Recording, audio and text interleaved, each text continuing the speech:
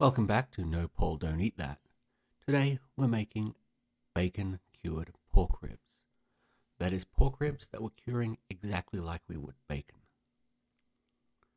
Obviously, to start with, you're going to need some pork ribs. The better quality, the better the end result.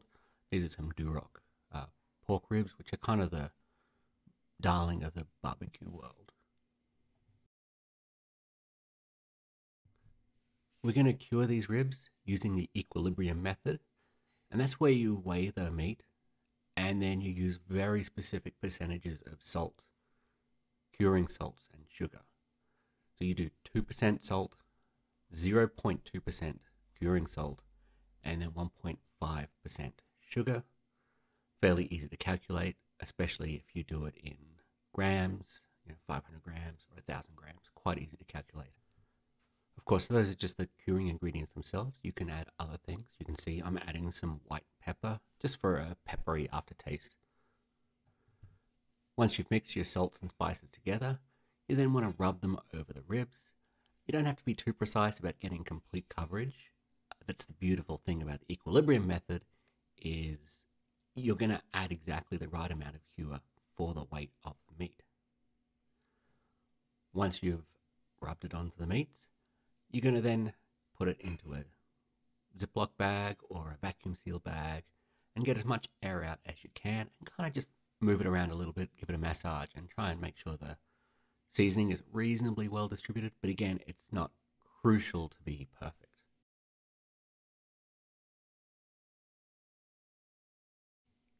If you're vacuum sealing it, obviously vacuum seal it. If you're just using a Ziploc bag, just try to get as much air out as you can. It's not crucial, it's not going to spoil it or anything. And then you're going to put it in the fridge and you're going to refrigerate it for about a week, 6-7 days. I did 6, and then I took it out and I left it uncovered in the fridge on a rack overnight.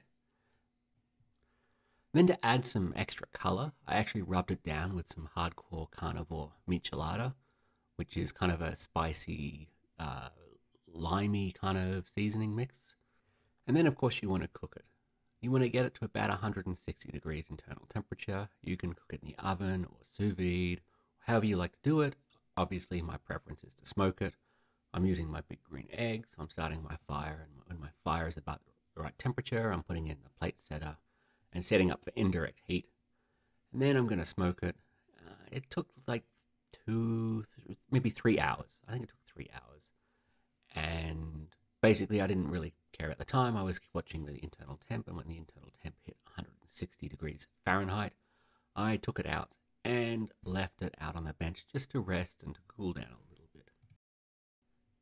You want to let it cool down all the way to room temperature before you slice it open. It just kind of helps the meat and the protein sort of firm itself up and cut quite nicely.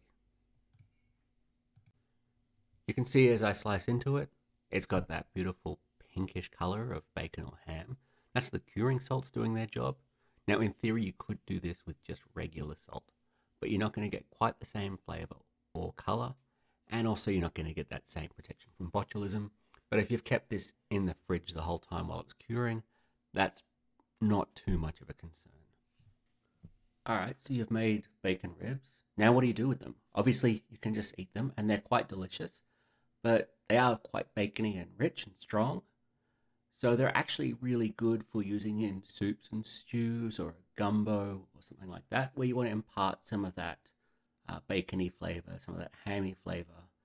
So I'll slice a couple of ribs off, put them in, say, a gumbo, cook it through, and I'll pull them out.